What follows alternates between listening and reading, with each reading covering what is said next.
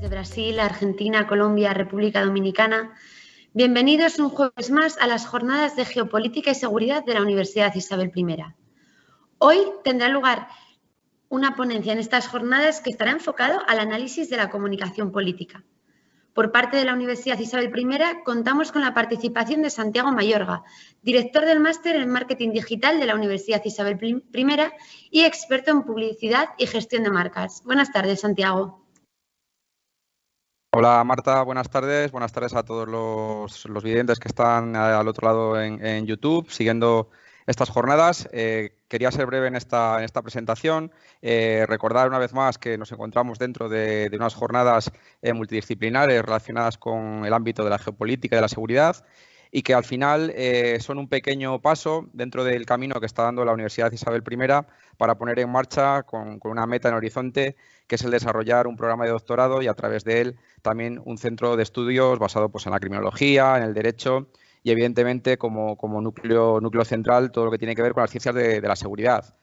En este sentido, también dentro de esta temática es importante tener en cuenta todo lo relacionado y precisamente por el ámbito multidisciplinar que se le quieren dar tanto a las jornadas como esa línea de escuela de doctorado y de investigación, también todo lo que tiene que ver con el marketing, la comunicación estratégica y, cómo no, todas estas líneas de relación que tienen las ciencias de la comunicación con el ámbito de la seguridad, especialmente en este mundo en el que nos encontramos tan globalizado y donde al fin y al cabo pues todo tipo de amenazas, incluso de referentes en la seguridad, tienen que ver pues con las estrategias de comunicación, con el desarrollo de una nueva forma de hacer propaganda, cómo la comunicación ayuda en los intereses en cuanto a la ventana de Overton, etcétera, dentro del ámbito de las ciencias políticas y sobre todo con ese concepto que tanto se utiliza últimamente,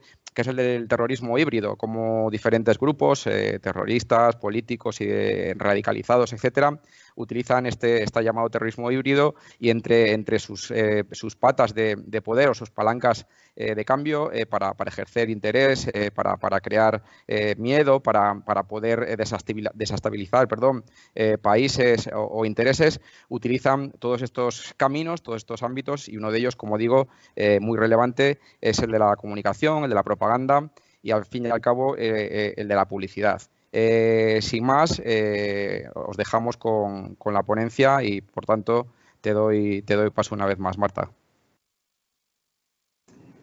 Muchas gracias, Santiago. Bueno, el ponente que nos acompaña hoy es Julio Otero Santamaría. Periodista de profesión, encontró su pasión en la comunicación participando en proyectos relacionados con la información y la comunicación política, institucional y corporativa. Buenas tardes, Julio. Muy buenas tardes, Marta, ¿qué tal? ¿Cómo estás? Muy bien, deseando conversar con las personas que se han inscrito a esta jornada. Pues cuando quieras es todo tuyo. Perfecto.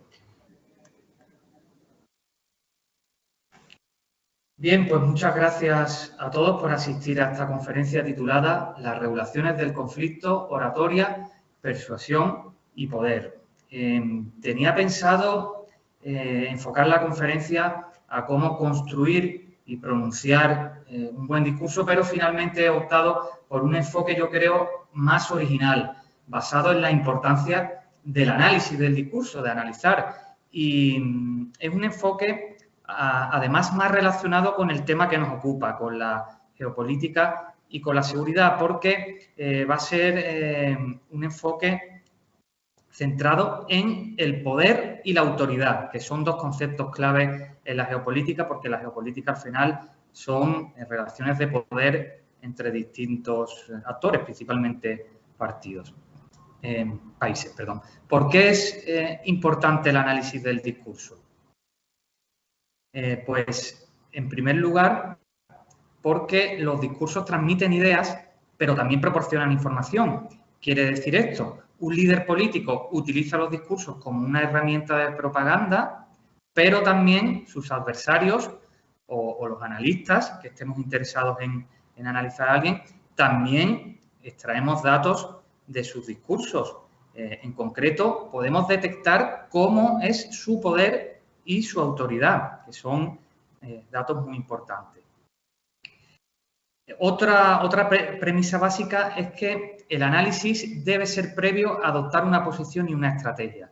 Ante todo conflicto, por ejemplo, ahora hay uno de máxima importancia y actualidad, como la guerra en Ucrania, un país o cualquier actor internacional, antes de fijar y hacer pública su posición y construir una estrategia, debe analizar previamente, tiene que hacer un trabajo de campo antes. Es algo que sucede también, por ejemplo, en el campo de la medicina. Antes de que el doctor nos dé un diagnóstico y un tratamiento, muchas veces nos encarga un análisis de sangre o análisis distintos para saber qué es lo que tenemos. Y también en el ámbito empresarial, antes de lanzar una estrategia comercial es imprescindible el llamado análisis DAFO, de debilidades, amenazas, fortalezas y oportunidades. Nosotros vamos a conocer una herramienta de análisis del discurso muy útil para analizar discursos a nivel de geopolítica y de comunicación política, por supuesto, también. Se llama las regulaciones del conflicto o las estrategias persuasivas. Ambos nombres son válidos. ¿Qué son las estrategias persuasivas? Pues es una herramienta que permite, a través del análisis del discurso, obtener una muestra del poder y del conflicto en el seno de una organización humana en un momento concreto. Digamos que el poder de una organización se fosiliza, queda fosilizado en el discurso y nosotros, como analistas, como científicos, podemos sacar una muestra, como si fuera ADN, podemos sacar una muestra de ADN de ese poder a través del discurso. ¿Y para qué sirve esta metodología? Pues, entre otras cosas, sirve para conocer, a través de la oratoria, el poder y la autoridad que tiene el emisor, un líder político normalmente, ¿no?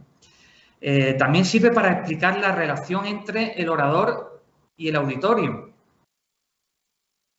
También nos sirve esta metodología de las estrategias persuasivas para diseccionar los recursos discursivos empleados por los líderes. Vamos a hablar de estrategias persuasivas, que en el fondo no son más que recursos discursivos que utilizan los políticos. Y por último, vamos a discernir también los diferentes tipos de discursos, porque esta herramienta nos va a servir para clasificar esos discursos en distintos tipos. Y de ahí vamos a extraer también información geopolítica de mucho valor. Bueno, las regulaciones del conflicto, o sea, esta herramienta, las estrategias persuasivas, parte de la teoría de las regulaciones del conflicto, que es una teoría del profesor Antonio Rodríguez de las Heras, que ahora mismo lo tienen ahí detrás, de fondo, y que se está ahora mismo celebrando un homenaje en su memoria en la Universidad Carlos III, porque falleció hace 2 años. Pues este brillante profesor, en sus investigaciones, llegó a la conclusión de que todo sistema segrega conflictos. Segrega en la acepción de producir conflicto, todo poder, por el hecho de existir, produce conflicto, pero a la misma vez segrega el conflicto, es decir, lo aparta. Todo poder tiende a apartar el conflicto y lo hace mediante 7 dispositivos o mecanismos reguladores para neutralizarlo.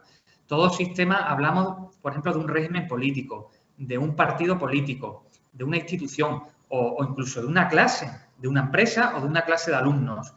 Una clase de alumnos donde hay poder, que es el profesor, donde hay conflicto porque hay alumnos que inevitablemente no lo quieren escuchar y el profesor pues hace uso de 7 regulaciones. Puede convencerlos para que se calle, halagarlos, castigarlos o incluso expulsarlos. Después veremos cada una de esas regulaciones. ¿Por qué las veremos? Porque el profesor de las Heras se dio cuenta de que un discurso al final funciona como un sistema humano y que, por lo tanto, el emisor, que es el que tiene el poder de la palabra, guarda una relación de antagonismo o al menos de cierta tensión con su audiencia. Ahí lo ven en la imagen. El orador está frente a su público, se posiciona uno frente a otro y eso ya genera tensión. Pero esta tensión se puede resolver a través de esas 7 regulaciones, que en el caso del discurso, en el caso de la oratoria, no son sino estrategias persuasivas, estrategias para persuadir a la audiencia. Aquí ven la representación gráfica. Audiencia, la flecha significa antagonismo hacia el orador. Vamos a ver esas 7 estrategias que todo orador utiliza en un discurso. Todos, al final, todo se reduce a 7 estrategias a la hora de persuadir. Y hay 3 tipos de estrategias. Las de reducción del antagonismo, las que buscan disminuir esa tensión, que son el halago y la exaltación. Las estrategias que buscan el trasvase de la tensión a un tercer elemento, que son el desplazamiento, el miedo y la culpabilidad. Y por último están las estrategias que quieren eliminar la tensión a base de aumentarlo. Y esas son la represión y la expulsión. Todas estas estrategias, o la mayoría de ellas, están basadas en una estructura ternaria. Es decir, el orador hace referencia a un tercer elemento que puede ser percibido de forma positiva o negativa, da igual, para descargar la tensión en él y pues buscar complicidad con su auditorio, con su público. Vamos a ver ahora ejemplos concretos de utilización por parte de líderes políticos mundiales de cada una de estas 7 estrategias. Y para ello he elegido el conflicto de Ucrania, que es un conflicto geopolítico, un conflicto de máxima actualidad y de máxima relevancia. Quiero ser objetivo, he elegido las estrategias que yo creo que más fácilmente pueden explicarse en los discursos. No he elegido una estrategia para un líder por un motivo concreto, por simpatía o por nada de eso. La primera estrategia que se utiliza para persuadir en los discursos dentro de las de reducción del conflicto es la exaltación. La exaltación es atraer a la audiencia apelando a un tercer elemento que actúa como puente. Ese puente, ese tercer elemento, pueden ser valores, ideas, personajes o hechos que ambos, el orador y su público, tienen en común o que consideran positivos. Esta sería la representación gráfica de esa estrategia. Y vamos con un ejemplo práctico. Vamos a empezar por el presidente ucraniano Volodymyr Zelensky, con un discurso del 10 de mayo de 2022, de hace poquitos días, en el que se dirige a la nación y habla sobre las Fuerzas Armadas y el estado del frente. Termina su discurso diciendo: eterno honor y memoria al primer presidente de la Ucrania independiente. Eterna memoria a todos los que defendieron Ucrania. Gloria a Ucrania. Lo he elegido porque es un caso de manual de exaltación. Las exclamaciones, las proclamas con que terminan muchos discursos son casos de exaltación. Se exalta en este caso a una figura que es admirada por el orador y por el público, que es el pueblo ucraniano, el presidente de Ucrania. También un elemento común de admiración son quienes defienden al país y, por supuesto, la patria en general. Es un caso muy claro. Pero también tenemos este caso del presidente chino Xi Jinping del 21 de abril de 2022 en un foro tecnológico en China, en el que también habló de la guerra de Ucrania y dijo: necesitamos trabajar juntos para hacer frente a los retos de la gobernanza mundial. Los países del mundo son como pasajeros a bordo del mismo barco que comparten el mismo destino. Para que el barco navegue la tormenta y navegue hacia un futuro brillante, todos los pasajeros deben empujar juntos. El gobierno chino quiere mantenerse más o menos neutral en el conflicto, no está a favor de la invasión, pero tampoco de las sanciones y de la postura de Occidente. Y aquí, para empatizar con la audiencia, que pueden ser también gobernantes o ciudadanos de países occidentales, pues hace referencia a valores que pueden compartir, a la metáfora del mundo como un barco en el que todos navegamos juntos y debemos navegar en la misma dirección. No son deseos, valores que podemos tener todos en común. La segunda estrategia, también de reducción de la tensión entre el orador y su público, es el halago. El halago consiste en ensalzar supuestas cualidades, virtudes o rasgos sobresalientes del auditorio. Se incluyen los saludos de cortesía y ofrecimientos. El orador puede expresar humildad, inferioridad o dependencia hacia los receptores. Y este sería el esquema, exactamente igual. La doble barra significa unión, la flecha antagonismo. Y hemos elegido, para explicar qué es el halago, para ejemplificar un discurso del presidente de la Federación Rusa, Vladimir Putin, también de hace pocos días, un día antes del presidente Zelensky, un discurso del 9 de mayo, del Día de la Victoria, en el que Rusia suele celebrar la victoria de la Unión Soviética frente a la Alemania nazi en la Segunda Guerra Mundial. Hay un desfile, hay un acto conmemorativo en la Plaza Roja y en su discurso el presidente Putin empezó su discurso diciendo: estimados veteranos, camaradas soldados y marineros, sargentos y suboficiales, guardiamarinas y suboficiales, camaradas oficiales, generales y almirantes, os felicito por el Día de la Gran Victoria. Lo he elegido porque también es un caso de manual. Los saludos protocolarios iniciales son casos de halago. Se halaga a la audiencia. En este caso, más aún, porque felicita a todos ellos por ese Día de la Victoria. Y otro ejemplo es el del primer ministro británico Boris Johnson, de una semana antes, del 3 de mayo, cuando desde el Reino Unido, desde Londres, se dirige a la Rada, al Parlamento ucraniano, ¿no?, a través del vídeo, y entre otras cosas les dice a los diputados y a todo el pueblo ucraniano en general: habéis roto el mito de la invencibilidad de Putin y habéis escrito uno de los más gloriosos capítulos en la historia militar de vuestro país. Es decir, el primer ministro británico alude a cualidades, a hechos que él considera positivos de su audiencia, de quien le escucha, para empatizar con ella, para persuadirla de su mensaje, para metérsela en el bolsillo. Y pasamos ahora a las estrategias de trasvase del conflicto, en el que el conflicto se traslada a un tercer elemento. La primera de estas estrategias es el desplazamiento. El desplazamiento trata de lograr el acuerdo con el auditorio, aludiendo a un tercer elemento que actúa como puente, pero que ambas partes valoran como negativo. La persona o colectivo son señalados como culpables. Es exactamente lo mismo que la exaltación, que vimos la primera, pero con una diferencia, que el tercer elemento no es percibido como positivo, sino como negativo por ambas partes. Y aludiendo a ese enemigo común, digamos, pues se genera una complicidad entre el orador y su público. Ahí tienen la representación gráfica de esta estrategia y vamos a ver ejemplos prácticos, como el del discurso del primer ministro húngaro Viktor Orbán del 4 de abril de 2022, la misma noche en la que se conoció que su partido había resultado ganador de las elecciones parlamentarias, dirigiéndose fundamentalmente a sus partidarios. El primer ministro húngaro dijo: la victoria será recordada para el resto de nuestras vidas porque tantas personas se unieron contra nosotros, incluida la izquierda en el interior, la izquierda internacional, los burócratas en Bruselas, todos los fondos y organizaciones del imperio gobernante, los medios extranjeros y, al final, incluso el presidente ucraniano. Es decir, para empatizar con su público, con la mayor parte de esa audiencia, que son sus partidarios, pues señala a quienes ambos consideran como enemigos, entre ellos el presidente ucraniano, con quien mantiene pues una relación algo hostil, porque Hungría pues guarda una buena relación con Rusia, sobre todo desde el punto de vista comercial, y su gobierno se ha negado a dejar de comprar, de importar gas ruso. Entonces hay esa tensión con el presidente ucraniano. Otro caso de desplazamiento es el de Boris Johnson. Volvemos al premier británico y a ese discurso ante la Rada ucraniana del 3 de mayo.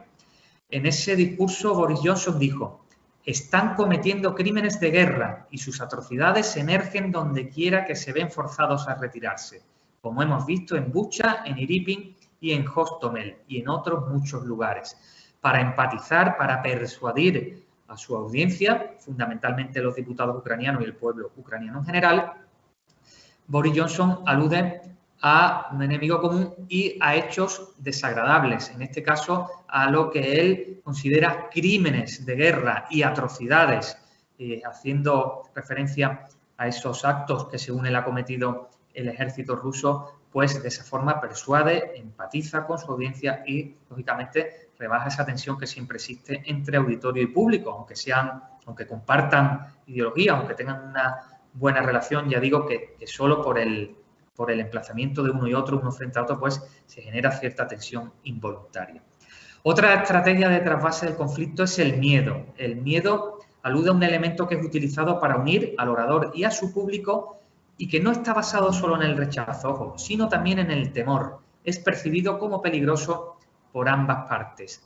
Esto es lo mismo que el desplazamiento que acabamos de ver. Se elige un tercer elemento que es percibido como negativo para descargar la tensión en él, pero hay un matiz. El matiz es que ese elemento que es rechazado además es temido, es percibido como una amenaza o como un peligro, ¿no? Y esta es la representación gráfica de esta estrategia persuasiva. Vamos a ver ejemplos concretos de la estrategia del miedo en los discursos. Pues, por ejemplo, el presidente Putin, en ese mismo discurso que hemos mencionado del 9 de mayo, dijo, para justificar la operación militar en Ucrania, para explicarles lo que a su juicio son los motivos de esta guerra a sus ciudadanos, el presidente Putin dijo: permítanme repetir, Vimos cómo se construía la infraestructura militar. Cientos de asesores extranjeros comenzaban a trabajar y se entregaban suministros regulares de armamento de última generación desde los países de la OTAN. La amenaza crecía cada día. Para que el orador, para persuadir de su mensaje al orador, al pueblo ruso en este caso, Vladimir Putin alude a una supuesta amenaza de Ucrania y de los países de la OTAN para justificar su operación militar. Y tenemos otro ejemplo de miedo en el discurso que ofreció el presidente del Gobierno de España, Pedro Sánchez, el 24 de febrero de 2022, muy poco después de que comenzara la guerra, pues el presidente español compareció para explicar su postura a los ciudadanos. Y, entre otras cosas, dijo: esta es una crisis que afecta sin duda alguna a equilibrios que van mucho más allá de los países directamente involucrados en el conflicto. Es seguro que va a tener consecuencias de gran alcance. El presidente español, el orador, para que su público, su audiencia, empatizara con él y compartiera su posición política, le quiere hacer ver que el mundo corre peligro, que se ha generado una situación grave y que por esa situación grave, esa crisis que él dice, esas consecuencias de gran alcance, ese conflicto, él cita textualmente, es lo que debe, pues en cierto modo, asustar a los españoles y hacerles ver que la postura digamos, firmeza frente al gobierno ruso es la única válida, la única que se debe adoptar. Otra estrategia de trasvase del conflicto es la culpabilidad. La culpabilidad consiste en dividir a cada uno de los receptores en dos partes, una que castiga y otra que es castigada. Se trata, en definitiva, de convencer a la audiencia de que alguna idea o algún comportamiento propio de ella o del colectivo al que pertenece es rechazable. No se trata de dividir a la audiencia en dos. Esto es un poco más complicado, sino de que cada uno de las personas que escuchan el discurso se divide a su vez en dos. Por una parte, reconoce un comportamiento que señala el orador y que reconoce que es negativa, y por otro lado, al tiempo que la rechaza, decide dejarla atrás y cambiar, tal como también le señala el propio orador, ¿no? Esta sería la representación gráfica de esta estrategia y vamos a verlo porque es sencillo de ver con un ejemplo, ¿no? Es como dice la palabra, simplemente generar culpa. Por ejemplo, el discurso de Joseph Biden del 28 de abril de 2022, un discurso desde la Casa Blanca. Entre otras muchas cosas, el presidente de Estados Unidos dice: o respaldamos al pueblo ucraniano mientras defiende a su país, o nos mantenemos al margen mientras los rusos continúan con sus atrocidades y agresiones en Ucrania.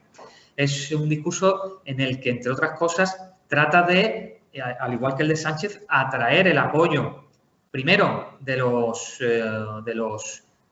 representantes y de los senadores, de los congresistas y de los senadores norteamericanos y, por ende, también de los ciudadanos americanos a su postura. Y para ello, y para las personas que estén dudando, y a las personas que estén dudando, pues les hace sentir culpables. Es decir, si no se respalda al pueblo ucraniano en la defensa del país, lo que se está haciendo es el juego a Rusia, que según él comete atrocidades y agresiones. Por lo tanto, quienes duden de la postura del gobierno y quienes duden de que apoyar a Ucrania es una postura justa e incluso la única alternativa, pues deben sentirse culpables porque están siendo voluntariamente o no cómplices de lo que él considera atrocidades y agresiones.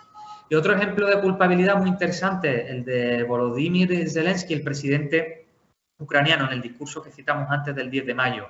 Dijo Zelensky, dirigiéndose a sus ciudadanos: pero también quiero instar a toda nuestra gente, y especialmente a los de la retaguardia, a no contagiar emociones excesivas. No debemos crear una atmósfera de presión moral específica cuando se esperan ciertas victorias semanales e incluso diarias. El presidente y el gobierno ucraniano ha detectado cierto clima de euforia o de altas expectativas después de varios éxitos anunciados en el frente y ha detectado que este fenómeno, que este comportamiento, que esta actitud puede ser también contraproducente, aunque sea de forma involuntaria y aunque se haya generado de forma espontánea, cree que es algo que hay que cambiar. Entonces, en cierta forma, suavemente, hace sentir culpable a los ciudadanos que hayan generado este clima. Les dice, ojo, no hay que cargar de emociones el ambiente porque nuestro ejército lo puede sentir, se puede sentir presionado, puede tener unas expectativas altas que le presionen y al final podemos vernos frustrados. Entonces, hace que el público reconozca un comportamiento, en este caso perjudicial, y que decida cambiar la actitud. Y vamos a terminar con las estrategias de aumento del conflicto, de la tensión. La tensión se va a eliminar precisamente aumentándola. Aquí no hay un tercer elemento que sirva tanto de puente, ¿no? La primera de estas estrategias es la represión. La represión no es ni más ni menos que un pulso entre emisor y receptor. El líder político, el orador que habla, trata de imponerse por sometimiento y no a través de valores comunes. Es una estrategia que se usa mucho, sobre todo no en este tipo de discursos institucionales que les estoy mostrando, sino más en debates, cuando el orador utiliza el ataque, la crítica o la denuncia contra parte de su auditorio, es decir, contra su adversario, con la persona con la que está debatiendo, bien en la tele, bien en la radio, bien en un parlamento. Pues aquí solo la representación gráfica es esa porque no hay cambio. Digamos, el antagonismo no desaparece con la represión. Y vamos a ver dos ejemplos.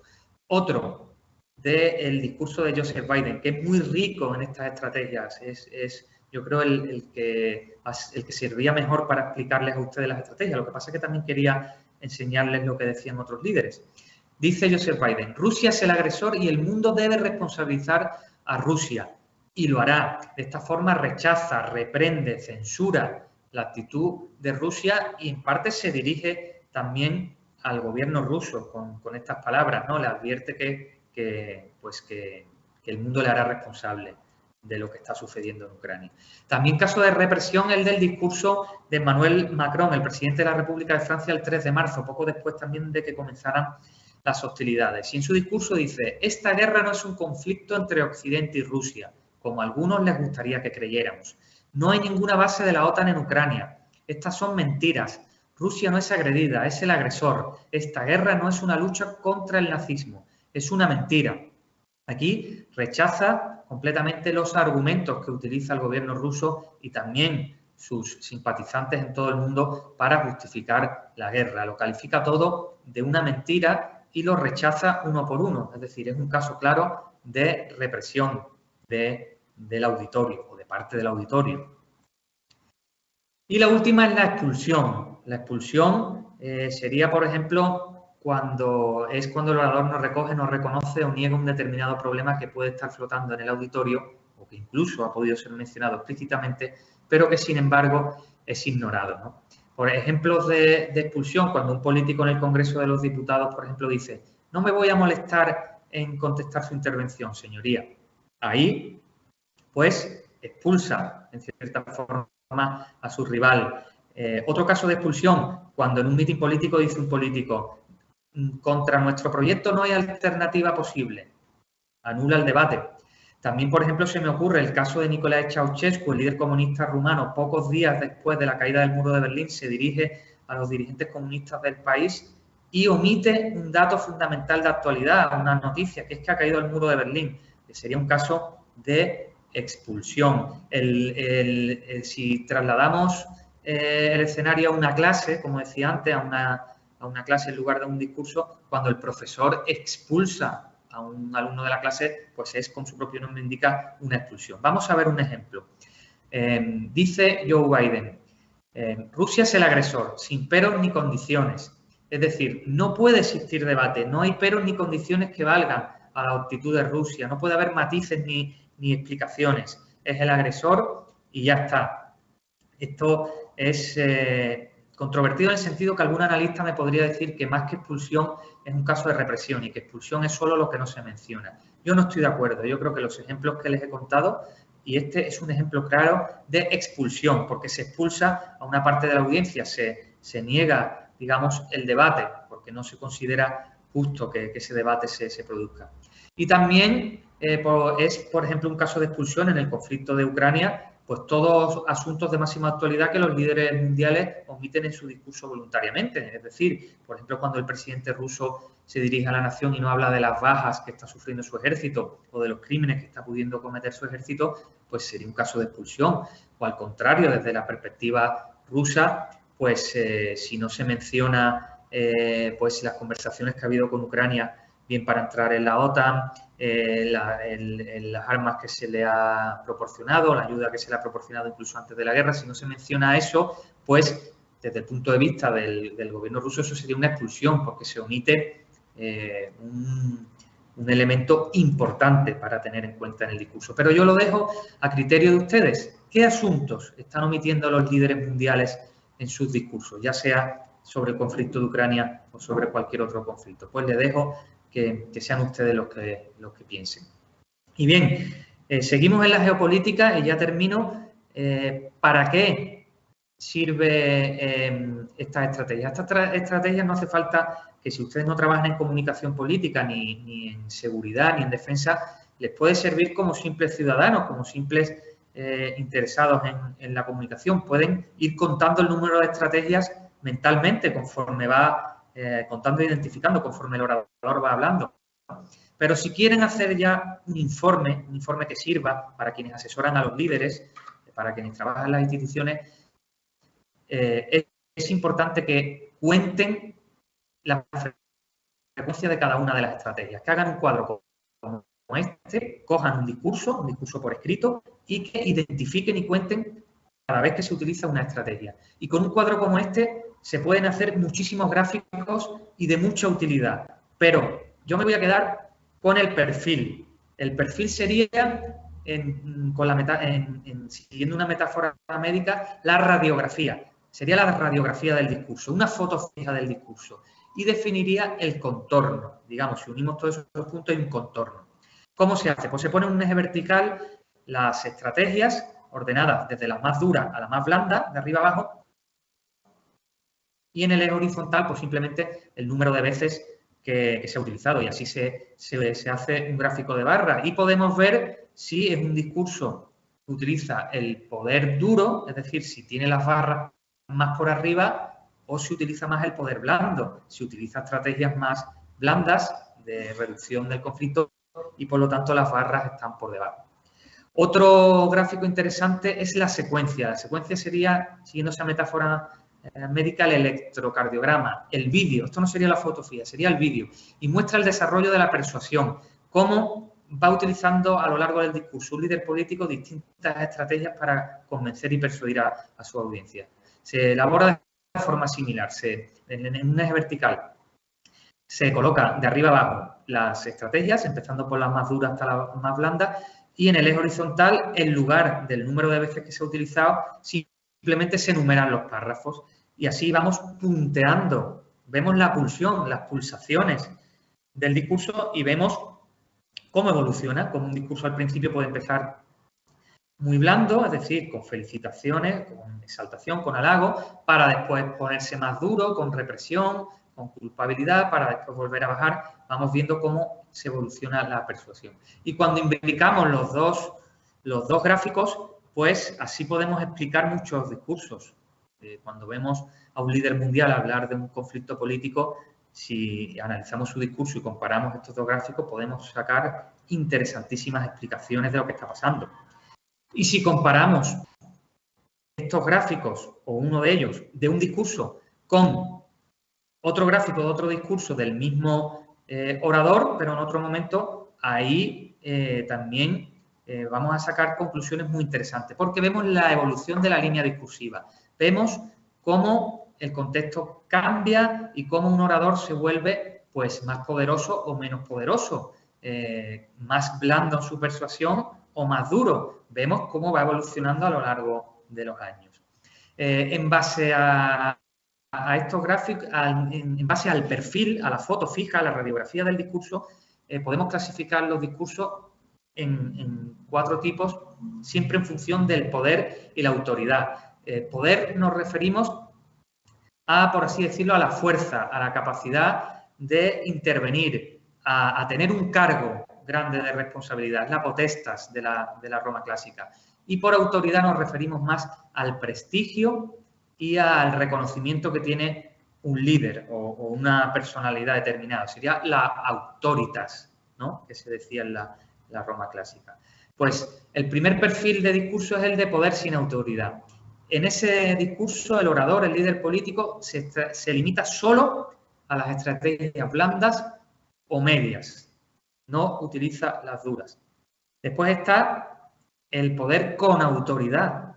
El orador puede elegir, porque es un líder político con un cargo de responsabilidad importante, pero elige fundamentalmente las blandas, la exaltación y el halago. Tenemos también el perfil de autoridad sin poder. En este caso, el orador puede elegir solo las blandas, no tiene poder para dirigirse, para reprender, para criticar a su audiencia y por lo tanto no lo hace porque tiene autoridad pero no tiene poder. Y por último está el perfil de autoridad con todo el poder, en el que el líder político es un cargo poderoso, puede elegir las distintas estrategias para persuadir a su audiencia y además las combina y las utiliza todas, ¿no? Estos son los 4 perfiles en los que podemos dividir un discurso en relación al poder y la autoridad, dos conceptos muy importantes en la geopolítica. Y también pues, puede haber perfiles intermedios, pero ya eso sería para un análisis más completo. Termino con las conclusiones. ¿Qué conclusiones podemos sacar del análisis del discurso, ¿no?, de esta herramienta, además de las estrategias persuasivas? Pues, en primer lugar, podemos identificar los rasgos estilísticos del discurso. Estas 7 estrategias son, en el fondo, también rasgos estilísticos. También podemos desenmascarar las intenciones que esconden las palabras. Detrás de las palabras se puede esconder culpabilidad, miedo, rechazo. Vemos las intenciones que se esconden detrás de las palabras. También la influencia del contexto. Según un contexto u otro, el discurso cambia, aunque sea el mismo orador el que habla y el mismo tema el que aborda. También el tipo de liderazgo de un político. Podemos ver si un líder es autoritario o no, si utiliza estrategias, por tanto, duras o no, si su persuasión es más de soft power o no. Es decir, el tipo de liderazgo que ejerce un político lo vemos perfectamente con esta herramienta. Y también, por supuesto, la correlación de fuerzas con el auditorio. Si se siente poderoso ante el auditorio, si se siente con autoridad ante el auditorio, utiliza unas estrategias determinadas, pero cuando siente su poder amenazado, cuando ve que su audiencia pues lo puede rechazar, pues no utiliza determinadas estrategias, sobre todo las duras. Deja a un lado las estrategias duras para no enfadar a su audiencia. La correlación de fuerzas entre el orador, entre el líder político y su público, es también muy importante en la geopolítica. Y también, por ende, podemos conocer la estabilidad de un sistema. En base a todas estas variables se puede saber si un sistema es estable o no.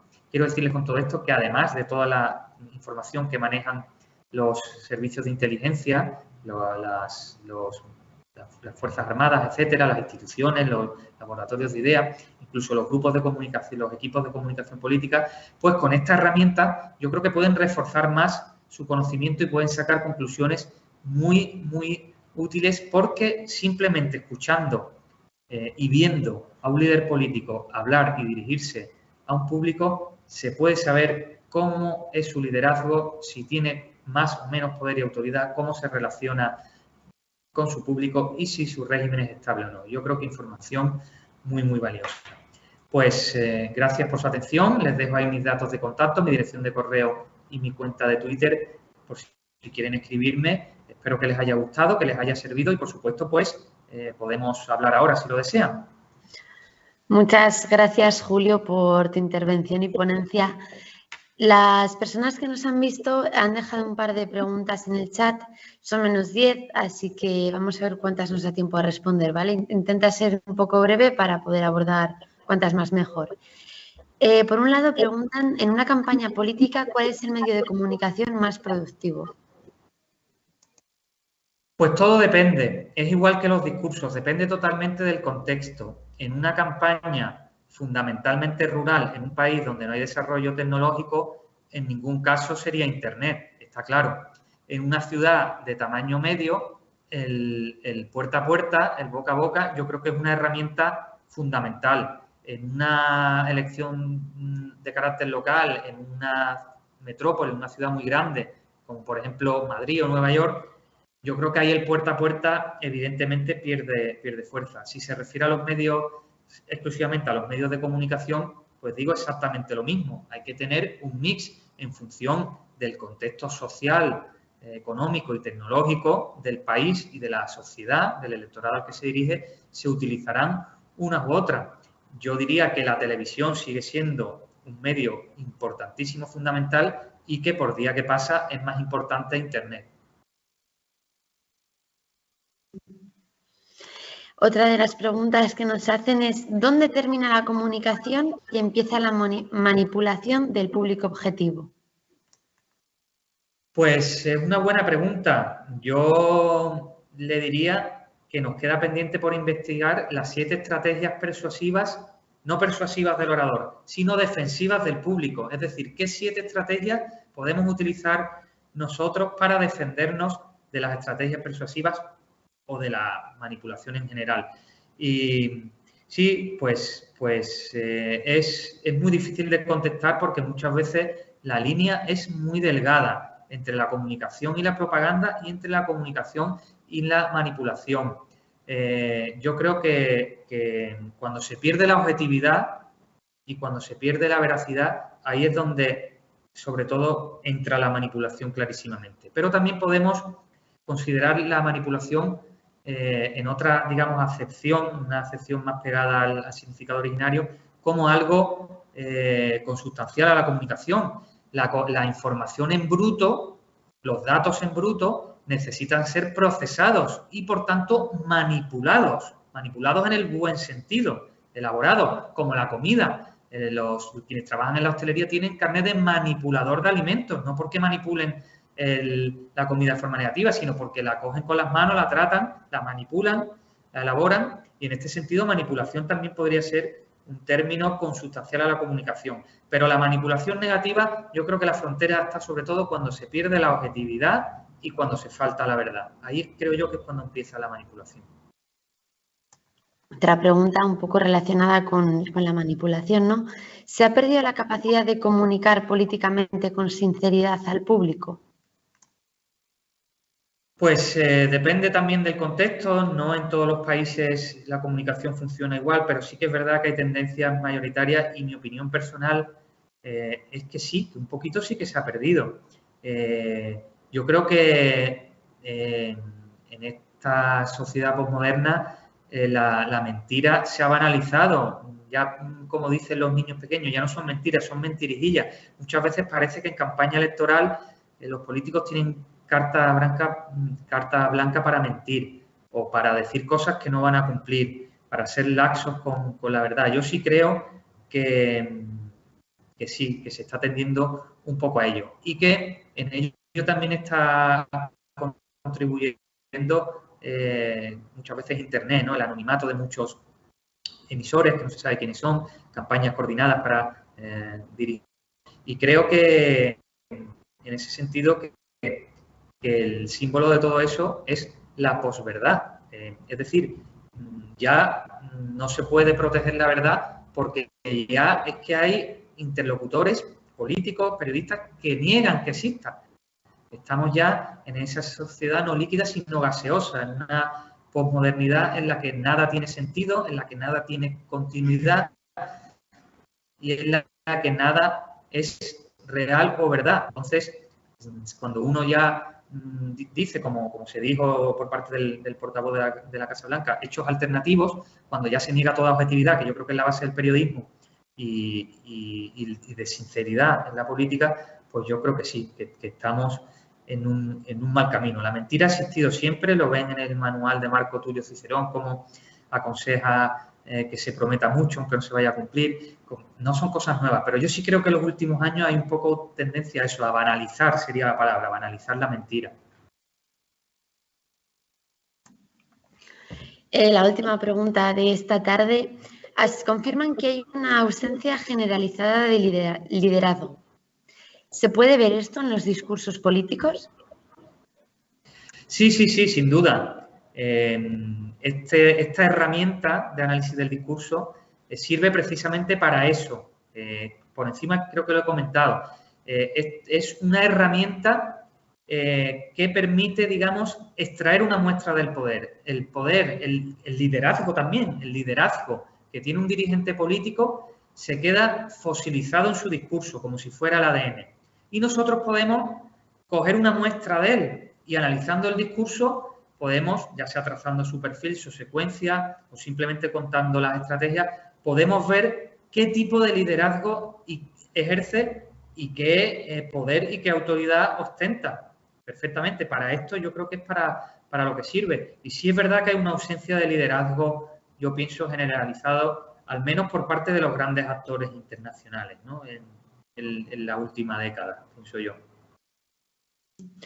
Bueno, muchas gracias, Julio, por tu ponencia, por responder estas preguntas. Santiago, volvemos contigo. ¿Con qué ideas te quedas de la ponencia de esta tarde? Hola de nuevo, buenas tardes. Dar las gracias a Julio por la ponencia, por lo interesante de la ponencia.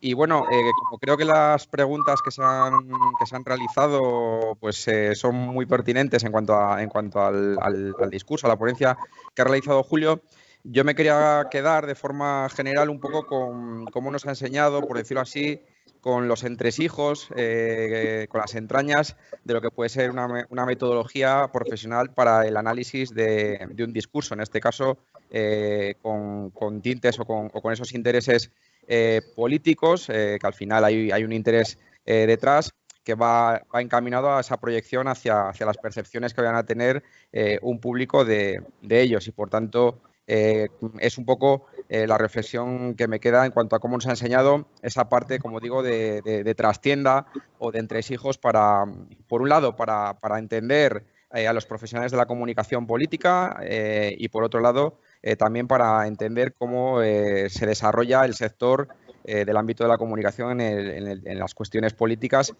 o de ciberseguridad. En este sentido, un poco y para cerrar, me gustaría dejar la reflexión también encima de la mesa, ya que al final nos interesa pues desde el ámbito académico un poco esta parte más metodológica que ha presentado Julio y, por otro lado, la labor de especialización profesional en el ámbito de la comunicación política que hemos podido ver con los análisis que nos ha presentado a través de estudios de caso. En este sentido, pues cómo ha desarrollado los discursos que se están generando ahora por líderes políticos europeos en cuanto a la guerra que está sucediendo en Ucrania y, por tanto, y como digo, dejar esta reflexión en cuanto a, en este caso, en España, pues cómo se está desarrollando o cómo está evolucionando la profesionalización y la especialización también, ya no solo del profesional como tal, sino de agencias y de un sector que puede englobar a todo lo que tiene que ver con propaganda, con comunicación política, etcétera, etcétera. En este sentido, era mi reflexión general un poco acerca de lo que nos ha comentado Julio. Muchas gracias, Santi. Muchas gracias de nuevo, Julio. Y muchas gracias a todos por asistir a esta jornada de geopolítica y seguridad. Se nos acaba el tiempo, pero os esperamos el próximo jueves a la misma hora aquí, en el canal de la Universidad Isabel I, con la coronel María del Carmen Ariñez Fernández y su ponencia sobre inteligencia sanitaria y toma de decisiones. Hasta el próximo jueves.